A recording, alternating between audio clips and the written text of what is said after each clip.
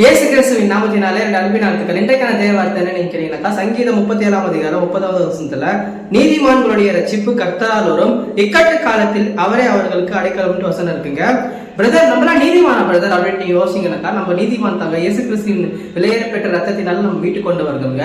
சரி பிரதர், இக்கட்டு காலம்னா என்ன பிரதர் நீங்க கேட்டீங்கன்னாக்கா, இதோங்க இப்ப இருக்கிறோமே அதுவே இக்கட்டு காலம் தானாங்க. என்ன பிரதர் நீங்க சொல்றீங்கன்னு கேட்டீங்கன்னாக்கா, மந்த் எண்ட்ல இருக்கிறோமே, மந்த் எண்ட் கூட இக்கட்டு காலம் தாங்க. மாதத்தின் துவக்கத்துல நமக்கு சேலரி கிடைக்கும், எல்லாத்தையும் நம்ம மேனேஜ் பண்ணலாம். ஆனா மந்த் எண்ட்ல வந்து எதுவுமே பண்ண முடியாது பிரதர்.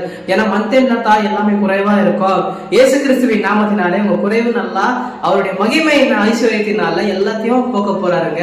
அவர் வந்து ஆசீர்வதிக்க போறாரு. என்ன பிரதர், நான் என்னவோ யோசிச்சா நீங்க என்ன சொல்றீங்களா? அட ஆமாங்க, கர்த்தர் வந்து நம்ம நல்லா இருக்கணும், சந்தோஷமா இருக்கணும், ஆரோக்கியமானதை சாப்பிடணும், எப்பவும் மன மகிழ்ச்சியா இருக்கணும் தாங்க அவர் ஆசைப்படுவாரு.